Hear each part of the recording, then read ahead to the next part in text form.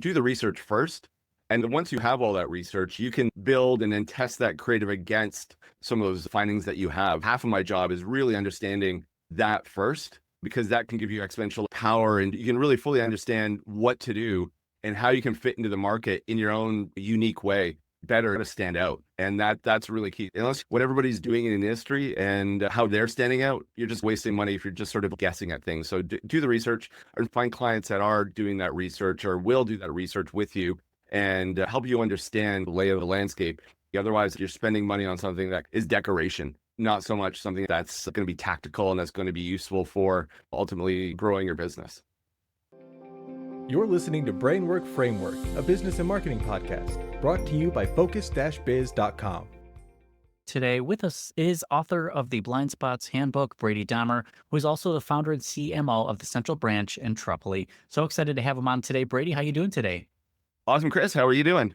I'm doing wonderful. Thanks for joining us. We always like to ask our entrepreneurs, what were you doing before that kind of led you into this new journey that you're on today? One of the key things is that actually within a week, I had two of my friends call me up with stressful situations. I've been in the marketing and branding industry for many years. So a lot of solopreneurs, entrepreneurs will come to me and ask for opinions. I love mentoring people and I've always been a big part of that community. But within a week, I had two people call me up and say, hey, we're in some serious situations and can you help us get out of them? And I just realized in discussing the situations that there was a huge kind of knowledge gap with people starting down the marketing or branding roads that they're on and working with creatives and anybody in that industry and how to work with them better or the understand or the assumptions that one makes when working with people in that industry. So I saw this gap, and as I started to think through more maybe potential problems that they would face going down and working, doing more marketing, doing more branding projects in the future, I started in the back of my mind creating a small list. And then I did the research. I went out there and I looked for myself being like, hey, is there anything like this? Yeah, or there's got to be something out there to bridge this gap, this knowledge gap. And I didn't find anything. So I started off, as many entrepreneurs can understand, what starts off as a small idea can expand exponentially very quickly. So it started off as a quick little checklist, but there wasn't enough depth, enough information to help them understand how to solve some of these problems when it comes to working with creatives and getting the most out of their creative team. And it kept on expanding and growing to the point where what was a checklist is now almost over 100-page book and framework on how to work with creatives and how to save money and how to get the most from them and from their team. Definitely appreciate the resource because I feel a lot of solopreneurs, small business owners, we usually have more time than money. So we're looking for a resource and trying to DIY things ourselves. And then that first real investment into marketing or branding or graphics, it's a considerable amount that we hold dear to ourselves. So this first time working with creatives, we want to get the most out of it as possible and avoid a lot of these costly mistakes. So that way the agency isn't spending hours working on something that we're not going to get a benefit from in the end. And we all have these assumptions and presumptions about what things are or are not. So we appreciate you putting this resource out for people to understand. So tell me more about some of the clients that you work with and some of their struggles that now the handbook is now helping them with.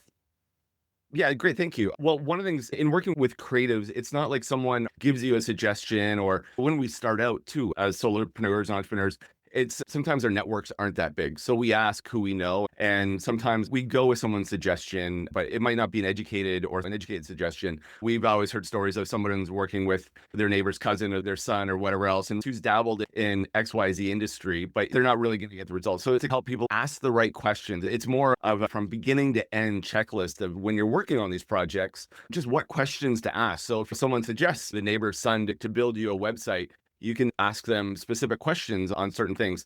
And they're not necessarily deep or technical. I really wrote this at a very high level, but it is really about asking questions at all the right stages so that you're better informed and getting the most out of it. One of the examples from the beginning of the conversation was one of my good friends called because their designer had done some brochures with them.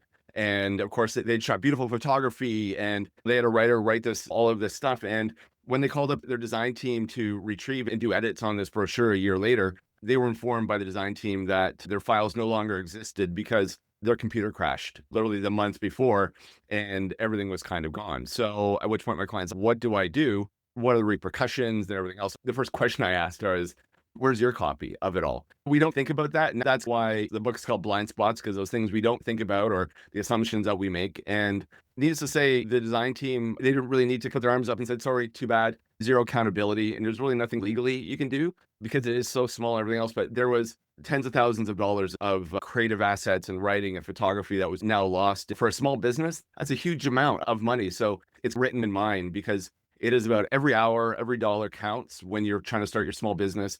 And this book is meant to alleviate some of that stress and help you make better decisions. And it's also written in short, punchy little sort of ways. So it doesn't go too far in depth, but it gives you the resources to do that. So everything was sort of a startup to small business. This is here to help you make those informed decisions so that you can experience from someone who's been in it 30 plus years, and also interviewing all my friends, all the mistakes that they've made, all the money and time that we've spent making mistakes. It's a collection of that and how not to do it. That's what Blindspots is about. A very valuable resource. Where can people find out more about that or get a copy or sign up to learn more about it? Yeah, thank you. Blindspotshandbook.com is the website. And there's a link on Amazon, so both in Canada and in the US. So you can have it delivered to your house within days, or your office within days. And that's probably the best part, but sort of the best place to get it. And I'll be developing in the next 6 months to a year an online course for people as well. So the book is one thing, but we're also love to watch and learn online and visually as well. So I'll be creating that to give some of those lessons and some of these tips a little bit more depth and a little more insight to them. Very nice. That is excellent. So it's going to be this entire ecosystem that is built off the foundation of the book. But again, some topics just need to be covered a little bit more in depth, or just a different perspective that you can really share through different assets here. 100%. And something like developing a creative brief. The creative brief is kind of like the Bible for us in the agencies or in the design world. It is sort of the Bible of our direction of how we're going to help the client. And sometimes those briefs are very shallow, not well researched. So part of the book goes into that, but giving them even more resources to help create more in-depth research and help them create a better brief, at which point they can get exponentially more out of it. And this is the first version of this book. So I'm going to start going out and interviewing photographers, videographers, web, social, all the other sort of creative industries to see where their blind spots are and work with clients. And then bringing that in and creating more editions and putting more content out there so that when they're hiring a videographer or a writer, they can get the most out of that experience and the most out of their budget and get more value out of the project. Very nice. And it'll be really interesting once you gain those insights from the separate industries to find where the commonalities lie and what things are specific to either the entrepreneur or even the industry itself. So I think it's going to be a great resource and really telling once you gather that information and the insights from them. Yeah, one of my photographer friends sent me this quote, which says, with any project, your blind spot isn't what you don't know. It's what everybody else thinks you already know.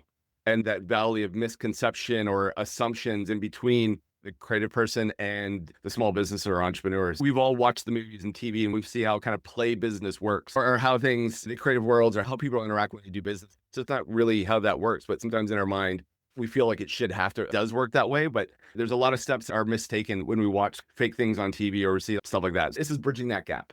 So that's excellent. And it's funny you mentioned some of the assumptions that we make from watching play pretend on TV.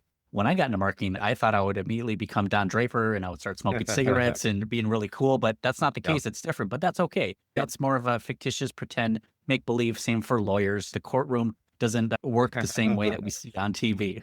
That it does not. And that's how people give that understanding of how the real sort of mechanics of a project work so that they truly understand and see where the potential lies, but also where the pitfalls lies as well. So it's not all doom and gloom. This is also about cranking up the potential of your project, the potential end outcomes of your project as well. So it is really seeing where things are, dodging and weaving and getting further faster. And that's what it's ultimately kind of about.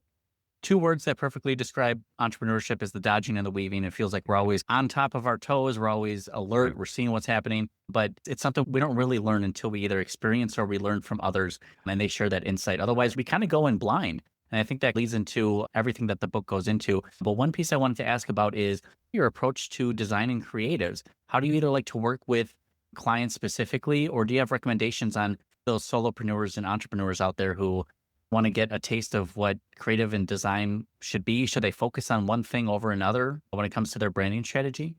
Great question. So one of the things that we focus on, that first and foremost, if you are starting to hire a creative or branding agency or anything else, ask them about how they approach a project, what research they're going to do. How are they going to understand you, your clients, your industry as a whole? Because that is one of the most important things that is going to be the mechanics, the structure of every great project and outcome. Because if you don't understand who you're competing against, and if you don't understand also your clientele, without a deep understanding of that, any logo, any marketing project, you're just spending money on something that looks nice. So that's a really quirky. So for anybody wanting to hire someone to do their identity or any kind of marketing website, anything creative or anything that you want to resonate with your customer or drive business and everything else, start asking the questions and mechanics of who you're competing against, who your clients are, and all those important questions. So do the research first.